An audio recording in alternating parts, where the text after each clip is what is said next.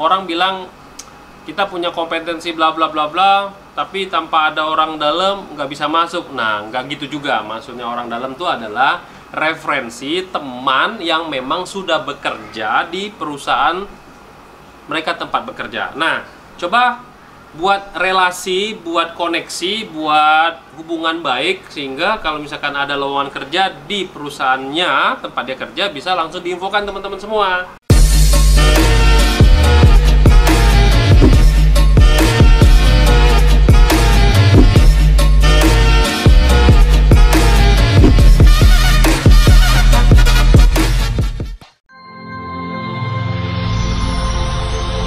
Video ini dipersembahkan oleh Mediatama Academy. Training ketiga, langsung kerja. Banyak pertanyaan yang masuk di YouTube Kak Cideni ataupun di TikTok Kak Cideni terkait dengan bagaimana cara mendapatkan pekerjaan di bidang K3 secara cepat, khususnya bagi para fresh graduate yang mana mereka sendiri belum ada pengalaman kerja, sedangkan di dalam lowongan kerja itu selalu diminta pengalaman kerja.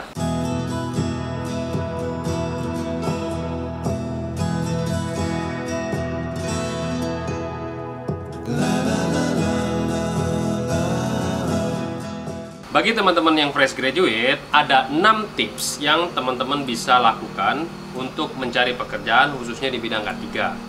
Yang pertama, nah, karena di masa pandemi job fair itu sudah tidak ada lagi, ya kan? Semua job fair dilakukan secara online. Jadi gimana caranya? Teman-teman cari ya aplikasi yang memang memberikan info lowongan kerja secara cepat. Yang kedua, teman-teman juga bisa mencari informasi grup-grup WhatsApp yang memang memberikan info lowongan kerja.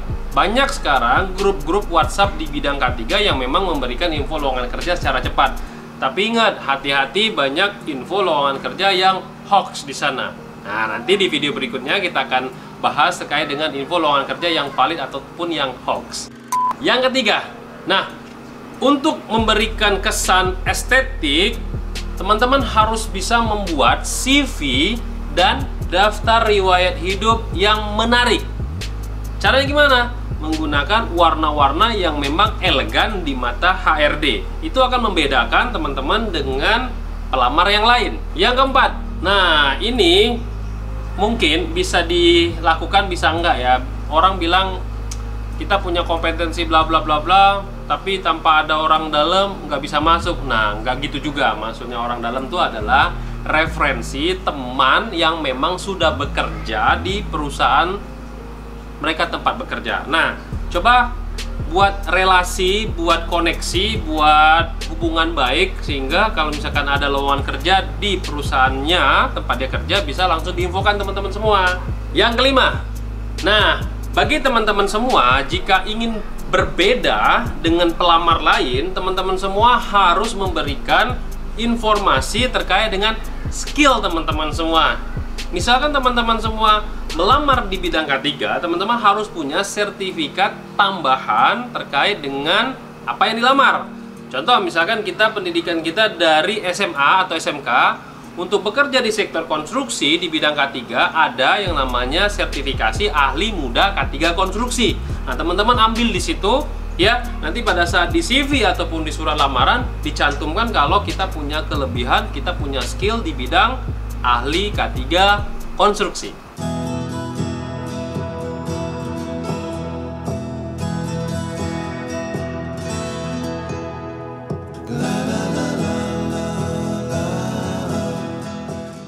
Pada saat wawancara, nah hati-hati, di wawancara juga bisa menjebak teman-teman semua bisa keterima kerja atau tidak. Kalau misalkan teman-teman semua wawancaranya di HRD, bisa jadi nanti HRD akan menilai detail dari penampilan teman-teman semua, mulai dari waktu, cara berpakaian, rambut, cara berbicara, peragaan kita, ya peraga tangan kita dan lain sebagainya. Mata juga jadi penilaian.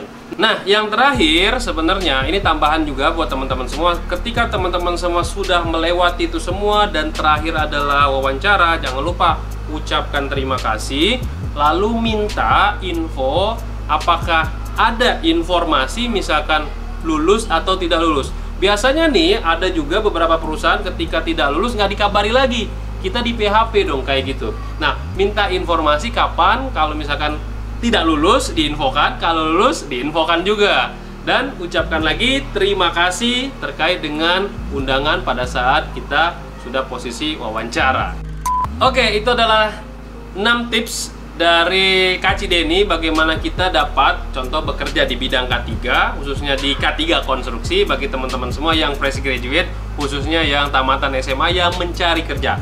Intinya adalah kalau misalkan teman-teman semua punya kesempatan untuk bekerja, misalkan nih gajinya belum cukup ataupun belum sesuai dengan keinginan teman-teman semua, ambil dulu ya, ambil dulu dan kita coba bekerja minimal 1-2 tahun sehingga ada pengalaman kerja kita. Jadi ketika kita melamar kerja di perusahaan yang lain, ada keterangan atau surat keterangan kalau memang kita sudah punya pengalaman kerja. Jadi kita egonya kita turunkan terlebih dahulu.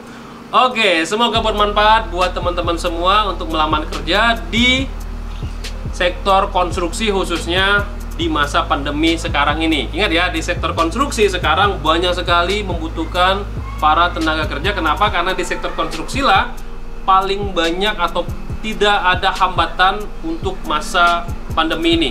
Oke, itu adalah tips buat teman-teman semua. Kalau misalkan tips ini adalah tips yang menarik ataupun bermanfaat, silakan di-share ya ke teman yang lain, di-like, dan jangan lupa dinyalakan notifikasinya untuk mendapatkan informasi-informasi terkait dengan K3 lainnya. Oke, itu aja dari saya. Salam K3.